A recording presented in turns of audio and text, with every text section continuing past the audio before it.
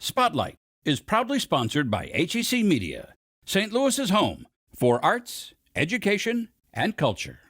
I'm really glad that we've provided a place, a home for cabaret in this town. It's really a matter of starting to teach them to observe their environment a little bit better. If you set out to see the beauty in it, you will find it.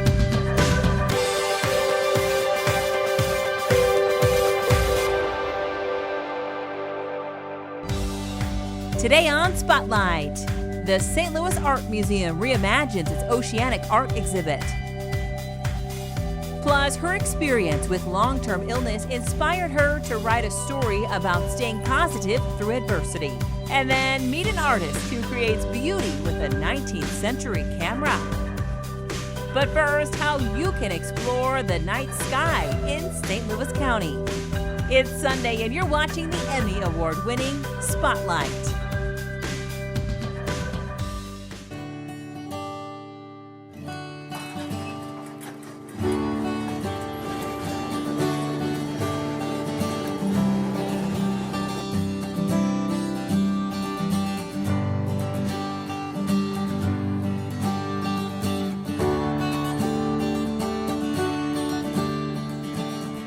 My name is Don Ficken, and I'm manager of the Library Telescope Program for St. Louis. So the Library Telescope Lending Program, it was not actually created by St. Louis. It was created by a group in New Hampshire, but we like the idea. And what it very simply is that there's a telescope that's a handheld, 14-pound, that you can check out from a library just like a book. So sometimes it's a week, sometimes it's up to 3 weeks. You simply check it out just like a book, have fun, return it, and if it's not busy, you can check it out again. So what we do is we buy a stock telescope. It's a one that you can just buy as a consumer. And we buy that today from Orion Telescopes. It's a 4.5-inch star blaster reflector. Very simple, no mechanics as far as electronics or anything like that. We'll spend about 5 to 6 hours on each telescope making changes to it. The goal of the program is to promote the astronomy of science to the public. So a lot of people, what they will tend to do is they'll buy a very expensive, complicated telescope, and it's just very confusing for them to use. But this telescope, literally, I'm pretty sure in 1 minute I can teach you how to use this telescope. It's that easy to use. And so the children, particularly young children, will pick this up, and frankly, within 3 or 4 minutes, they'll be showing their parents how to use it. That's how nice it is. It'll give them all the things that you really need to worry about. You can see, for example, the moons of Jupiter, the rings of Saturn. You can get an amazing shot of the moon. It's just quite remarkable. And then you can see deep sky things like double stars and things like this. You mostly didn't just have to learn how to point it, where to point it to see stuff. But it doesn't take long at all to learn how to use it. The St. Louis community has been amazing. We rolled it out in 2014. We started with 18 telescopes, which is a large launch, actually. It was a very big launch. And what we found was that the program was incredibly popular. Okay, so we tallied up after the first year the number of people waiting to check out one particular telescope. It was 100 people. It was like, holy mackerel, that's a lot of people. By the fact that we deal a lot with the public, it makes them start thinking. It maybe stimulates them. They're very, very excited about this. And you never really know what that means down the road for them, but we could certainly see the passion there. So there were like a ton of craters on it. Whenever you normally see the moon, there's just like this darker gray spot. The telescope made it very detailed. With the telescope, when you were very zoomed in, you couldn't see the little holes. And Venus kind of looked like a little fireball. I'm going to check one out with my friends and my brother and my family. I plan on showing my friends what I learned tonight because it's really fun here and I like it. Children sometimes are thought of that they don't know much.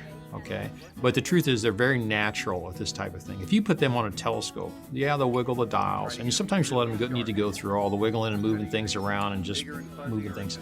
But when they start really looking at stuff, they go, wow, there's a lot of stuff there, right? So we want them to observe, or maybe see, if you will, and not just look and look at a picture and look away and say, what else can I see? So it's really a matter of starting to teach them to observe what they're seeing, their environment a little bit better.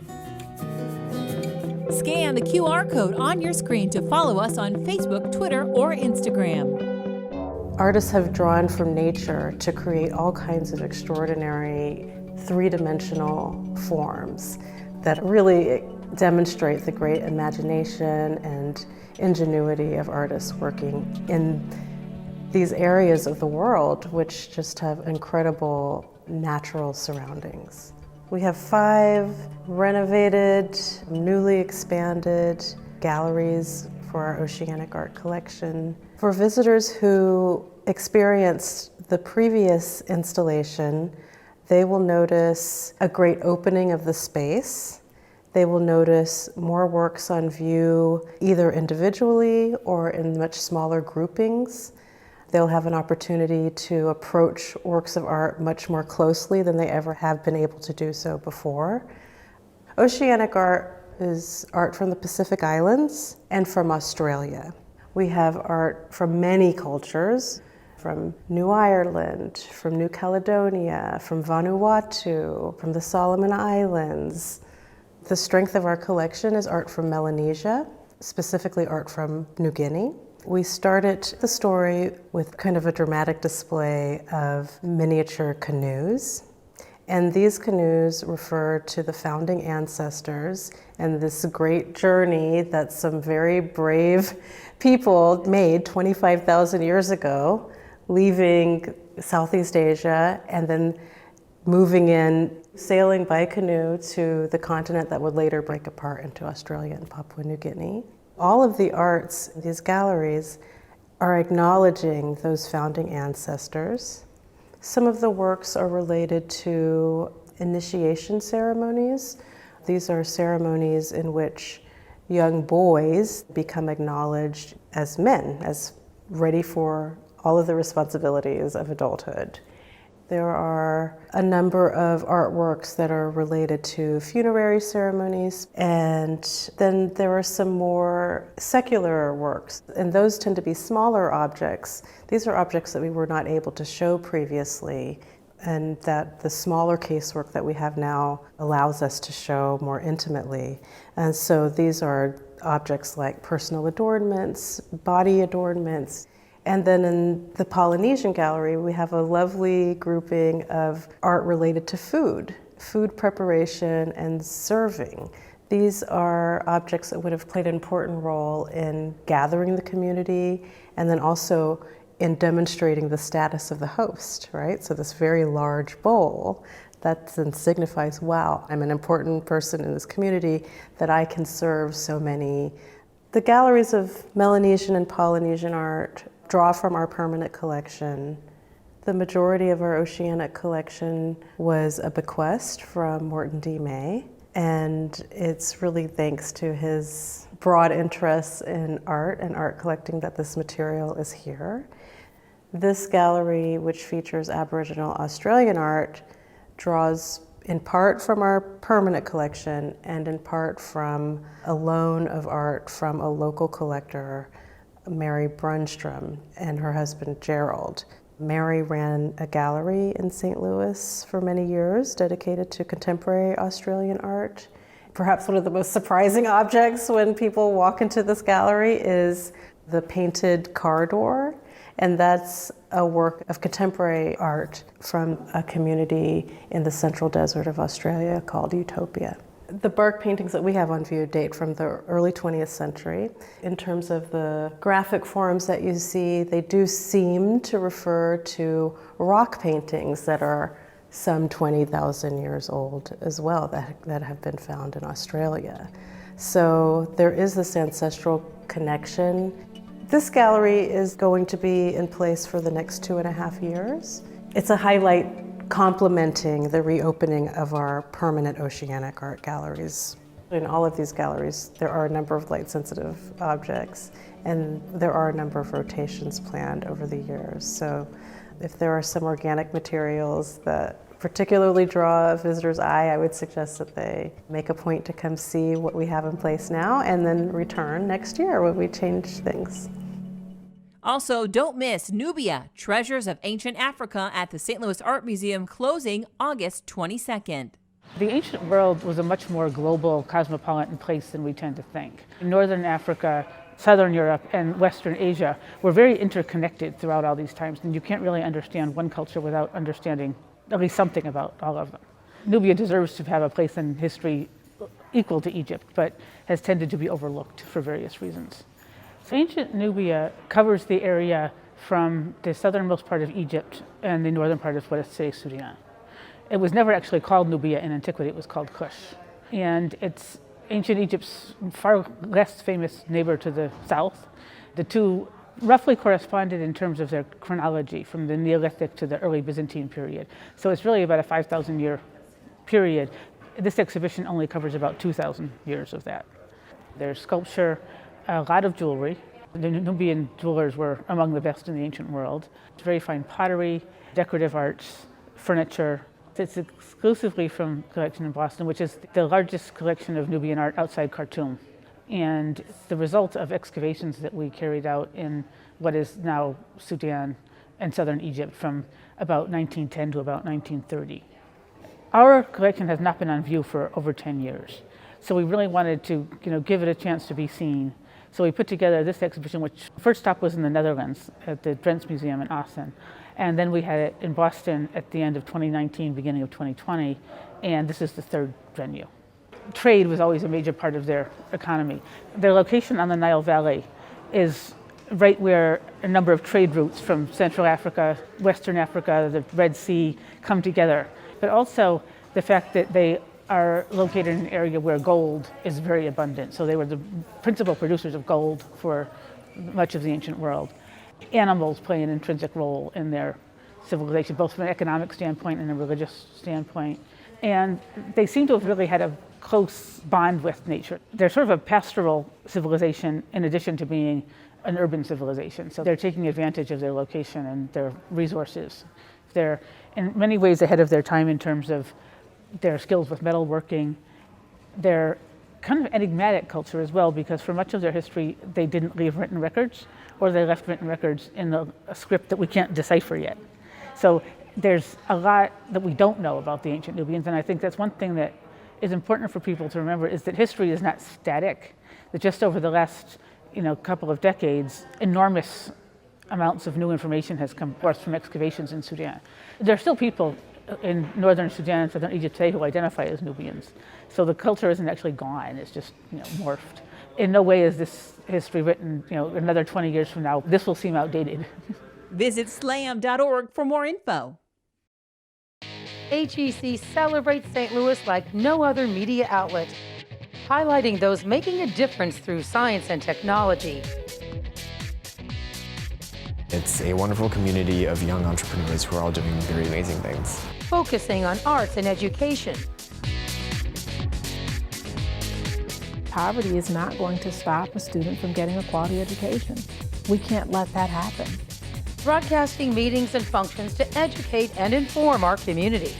St. Louis feels like a city on the road to extraordinary things.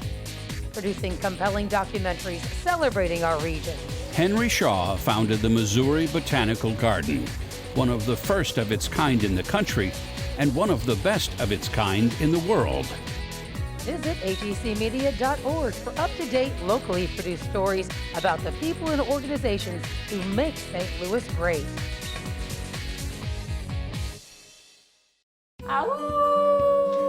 When Sarah Catherine was younger, she told her parents she was going to be a dog until they got her one as a pet.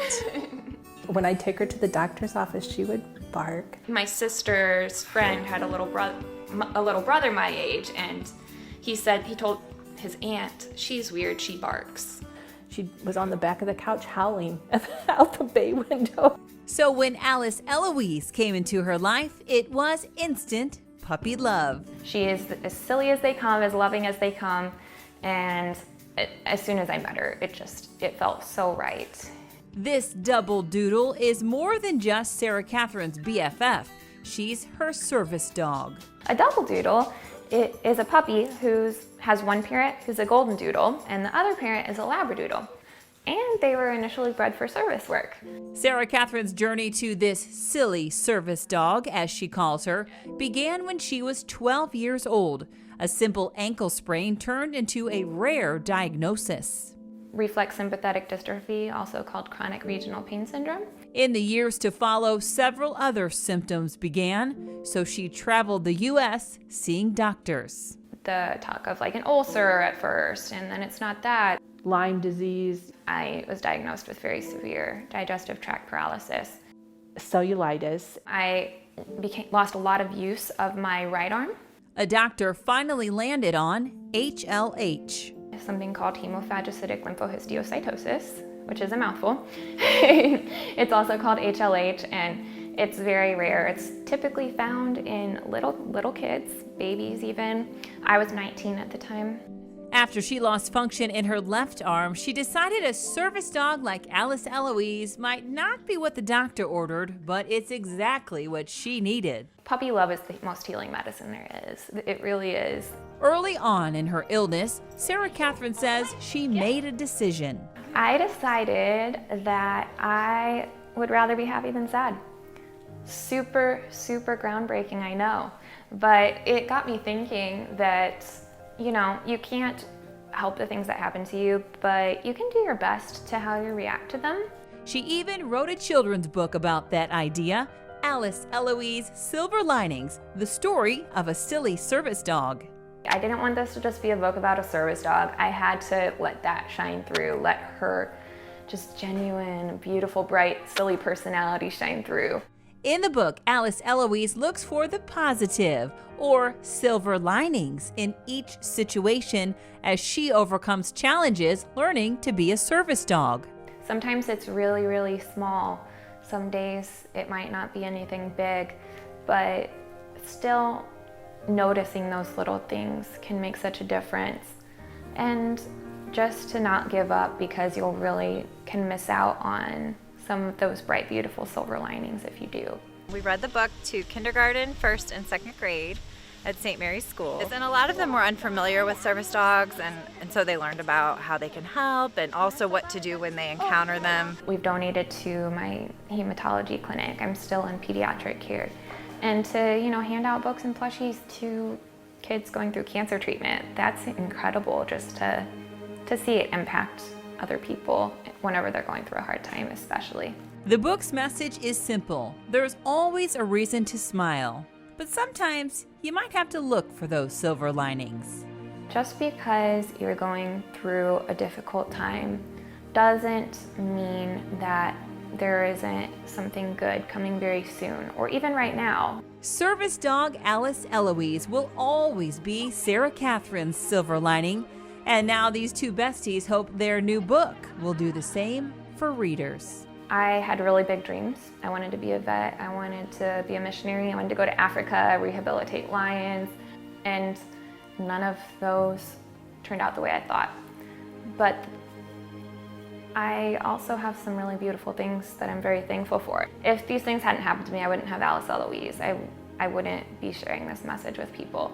So whenever people look at our journey, that's what I want them to see, that sometimes life doesn't go as we planned, but if you set out to see the beauty in it, you will find it.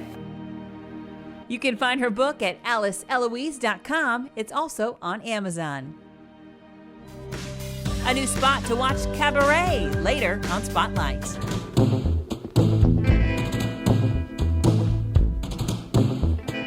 My name is Paige Whitcomb. I am from Springfield, Missouri, and I'm a photographer. My background is in art history, and I studied museum conservation, so I had studied and worked with the historic images, and I was just really drawn to the look of the images because they have a intense depth of field, and then they're really gritty looking too, and I just felt like even with film you don't really get that feeling, and so I really wanted to learn the process myself, and there are a handful of people that are still doing this today. So I went after college and studied under a photographer that was using this process today, and everything from there on out was just a bunch of experiments because it's a lot of trial and error. Tintype is what it's most commonly known as. The technical term is wet collodion. It was a process that was created in the 1800s, and it was primarily used from the 1860s, 1870s, and it died out not too long after the 1870s just because you can't make prints from it. So nobody really wanted just a single photo at that time. Now it's really cool because we're taking it back. But originally people wanted to be able to make copies of things. So other processes came along that were easier to make replications of things. When I take a photo, it's just a 1 out of 1. There's no copies, no duplicates. If I want to photograph a scene again or have like another version of it, I literally have to take an additional photograph. So that comes with its challenges, but I really appreciate that component of the process because it makes it to where everybody who owns one of my pieces, they know that they're the only ones that have that specific piece, which is pretty cool. I do shoot with all historic cameras. I have 2 that I work with for the most part, but they're all turn of the century cameras, the big wooden box cameras that have the cast iron tripod. So it's a heavy camera, a lot larger than a cell phone, that's for sure. The process itself, I shoot directly on metal plates. Historically, they would have been iron plates, but today I use aluminum because it's lighter and more readily available. But I put a chemical emulsion on top of a plate, and then it sits in a silver bath, which that's what makes it photosensitive. And then that's essentially my film that I put directly into my camera. Then the light gets exposed to the plate, and then from there on out, I process it pretty closely to how you process regular film, except there's no possibility of duplicates. If I want something to look different, I have to do it in camera, meaning that I have to just do camera tricks to be able to get the look that I'm going after. So one of my series that I have been working with for the last couple of years is called My Memories series, and the whole concept behind that collection of images is that there are different objects that people have in their homes or just like they've collected over time, and then they will remain constant throughout history, but the people that own them come and go like memory. So when I'm creating the images, I want the images of people to be a little bit ghosted. So, you know, it has that ethereal feeling or that feeling that, you know, we're not here for forever. Life is fleeting, but not in a bad way, in a good way, to remember to live for today and just to remember that we have like a certain amount of time here, which a lot of people are familiar with the concept of memento mori, and that's what it is in itself. Is it's a reminder of death, but it also means remember to live. So I look at it in a positive sense of just to you know, focus on the now and the moment. Scan the QR code on your screen to meet more artists that will be at this year's St. Louis Art Fair, September 10th through the 12th. You can find the stories featured in today's show along with past episodes and more at hecmedia.org/spotlight. The color blue usually suggests something gloomy, but these days in the Central West End, blue suggests something on a happier note. Good evening, ladies and gentlemen, and welcome to Blue Strawberry. Blue Strawberry is a joint venture between local cabaret presenter Jim Dolan and pediatrician by day, entertainer by night, Dr. Ken Haller. I will say that when Jim Dolan came to me to talk to me about investing in this place, the idea of having a home for cabaret for myself was certainly a big inducement. But the thing is that there really has not been a great home for the art of cabaret in St. Louis up until now. Dr. Haller was the first to take the stage on opening night, which was Halloween 2019. But a month before Easter 2020, Blue Strawberry faded to black. We closed because of the pandemic on March 14th, 2020, and my show was the last show we did here. I'm the opener and I'm the closer. We were just starting to get into our groove when all of this hit. But eventually, Haller and Dolan thought, what good is sitting alone in your room? Come hear the music play.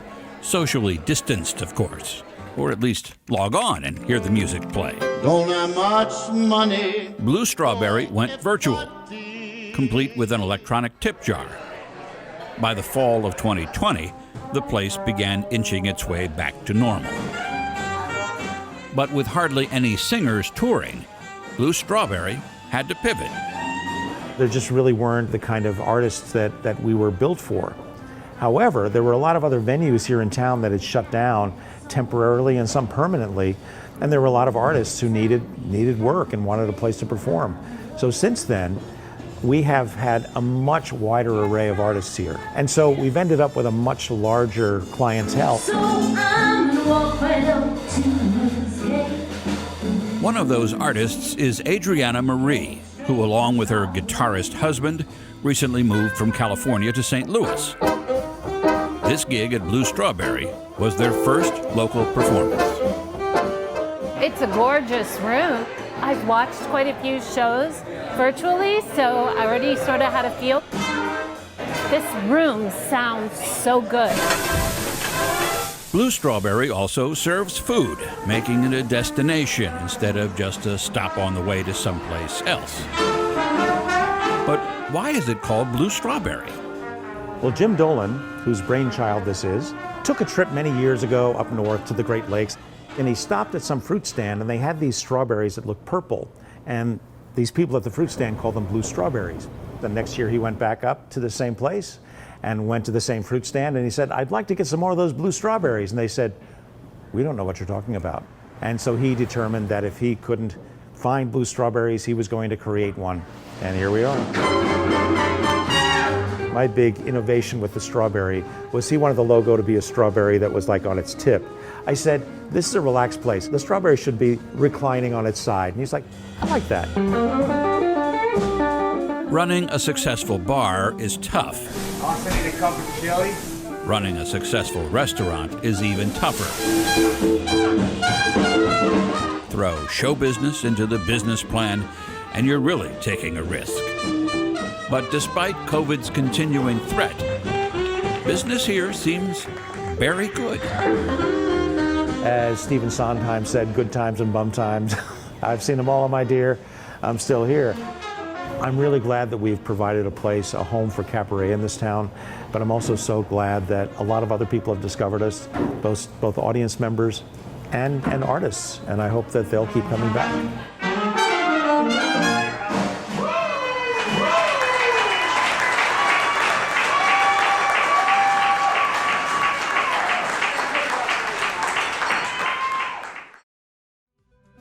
Next week, a WashU professor and Michelangelo expert writes a book about his final 20 years.